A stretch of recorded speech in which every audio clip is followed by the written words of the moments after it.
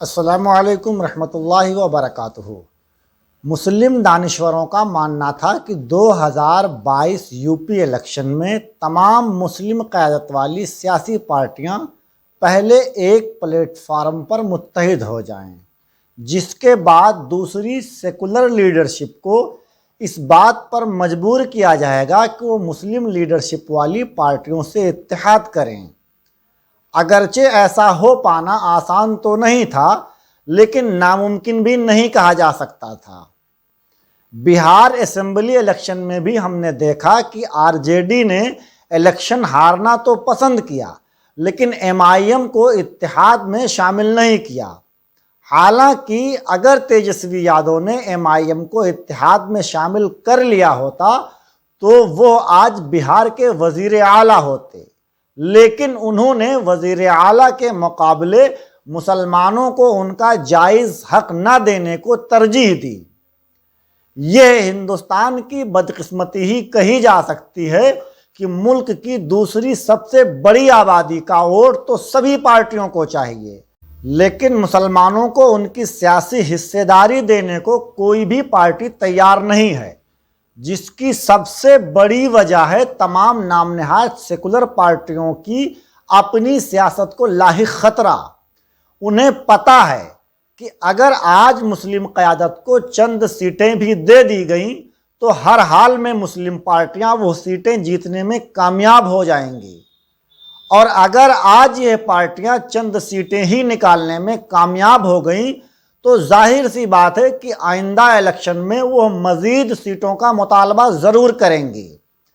اس طرح چند الیکشن کے بعد جن پارٹیوں کے لیے آج مسلمان دری بچھانے کا کام کرتے ہیں، کل انہی پارٹیوں کے نیتا مسلم قیادت والی پارٹیوں کے لیے دری بچھاتے نظر آئیں گے۔ اس لیے کسی بھی مسلم لیڈرشپ والی پارٹی کو سیاسی حصے داری دینے کا سیدھا سا مطلب ہے کہ ملک میں موجود بہت ساری نام نہاد سیکولر پارٹیوں کی سیاسی موت۔ حالانکہ مسلم قیادت کی ایسی کوئی منشا ابھی تک سامنے نہیں آئی ہے کہ بہوسنکھیک سماج اس کے لیے دری بچھانے کا کام کرے۔ ملک کا مسلمان صرف اتنا چاہتا ہے کہ ہندوستان کا ایک باعزت شہری ہونے کے ناطے اس کو بھی وہ تمام تر سہولیات حاصل ہوں جو اس کا آئینی حق ہے، اور یہ بات کوئی غلط بھی نہیں ہے۔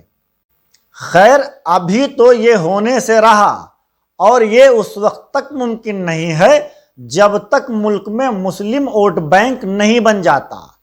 اب جبکہ یہ بات طے ہو چکی ہے کہ مسلم لیڈرشپ 2022 میں الگ الگ الیکشن میں حصہ لیں گی، تو ایسی صورت میں مسلم ووٹوں کا بکھراؤ یقینی ہے۔ اس طرح مسلم vote Peace Party, M I M اور ایک بہت بڑا حصہ نام نہاد سیکولر پارٹیوں کے درمیان تقسیم ہو جائے گا، جس کا سیدھا فائدہ بی جے پی کو ہوگا، اور یہی وہ کمزور رگ ہے جس کا خوف دکھا کر نام نہاد سیکولر پارٹیاں مسلم ووٹوں کی ٹھگی کرتی رہی ہیں۔ مسلم ووٹوں کی یہ لوٹ گزشتہ 75 سالوں سے بدستور جاری ہے، لیکن اس کے بعد بھی مسلمان عبرت نہیں لیتا ہے۔ نتیجے میں مسلمانوں کی اس وقت ہندوستان میں کیا حالت ہے کسی سے بھی ڈھکی چھپی نہیں ہے۔ مسلم قیادتوں کے اس آپسی نا اتفاقی کے چلتے عام مسلمانوں کی حالت کافی قابل رحم نظر آتی ہے۔ آزاد ہندوستان میں ایسا پہلی بار ہوا ہے کہ عام مسلمان ملک کی تمام سیکولر پارٹیوں سے نا امید ہو کر اپنی ایک آزاد اور خود مختار قیادت کے بارے میں سوچ رہا ہے، لیکن فی الحال ہماری مسلم لیڈرشپ اس موقع کو بھنا پانے میں ناکام ثابت ہو رہی ہے۔ اس لیے عام مسلمانوں کے چاہنے کے بعد بھی مسلم قیادت کے قیام کا خواب پورا ہوتا ہوا دکھائی نہیں دے رہا ہے۔ مسلم لیڈرشپ عام مسلمانوں کے جذبات کے بارے میں کیا سوچتی ہے مجھے نہیں پتا، البتہ یہ ضرور جانتا ہوں کہ اس ملک میں ایک آزاد اور خود مختار مسلم لیڈرشپ اب ناگزیر ہو چکی ہے۔ ہم نے سبھی کو آزما کر دیکھ لیا، حکومت چاہے جس کی بھی رہی ہو، مسلمانوں کے ساتھ کسی بھی پارٹی نے انصاف نہیں کیا ہے، اور مستقبل میں بھی ان نام نہاد سیکولر پارٹیوں سے انصاف کی امید کا مطلب ہے مزید اور ناانصافیوں کو دعوت دینا۔ مسلم لیڈرشپ آپس میں انتشار کا شکار ہے، اور نام نہاد سیکولر پارٹیاں بی جے پی کا خوف دکھا کر مسلمانوں کے ووٹوں کی ٹھگی پر آمادہ ہیں۔ ایسے میں سب سے بڑا سوال یہ ہے کہ ایک عام مسلمان اس حالت میں کیا کرے؟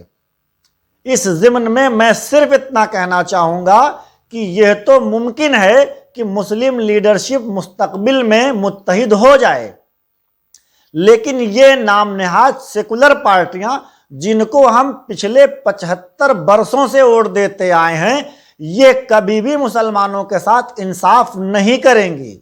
سینکڑوں بار ہم انہیں آزما چکے ہیں، اور ہر مرتبہ انہوں نے ہمیں مایوس ہی کیا ہے۔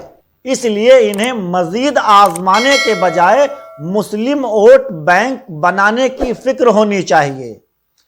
وقت آ گیا ہے کہ بی جے پی کے خوف سے باہر نکل کر اپنے ووٹ بینک کی سیاست کی جائے۔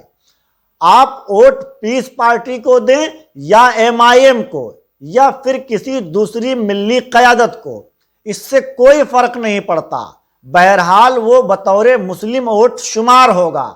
لیکن کسی بھی نام نہاد سیکولر پارٹی کو ووٹ کرنے کا کوئی جواز ہرگز نہیں بنتا ہے، کیونکہ ان پارٹیوں کو ووٹ کرنے کا سیدھا سا مطلب ہے کہ آپ ان نام نہاد سیکولر پارٹیوں کے ظالمانہ طرز عمل کی نہ صرف حمایت کرتے ہیں بلکہ ان کے گناہوں میں برابر کے شریک بھی ہیں۔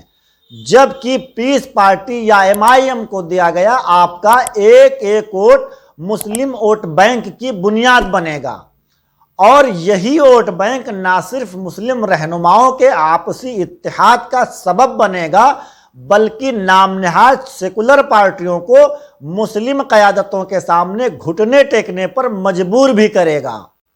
یہاں دھیان دینے والی بات یہ ہے کہ مسلمانوں کے تعداد کی بنیاد پر کبھی بھی سیاسی حصہ داری نہیں ملنے والی۔ جب بھی مسلمانوں کو سیاسی حصہ داری ملے گی تو وہ ووٹ بینک کی بنیاد پر ہی ملے گی۔ پیس پارٹی یا ایم آئی ایم کو ملنے والا ووٹ ہی آپ کا ووٹ بینک ہے۔ جیت اور ہار سے بے پرواہ ہو کر اسی کو مضبوط کیجیے۔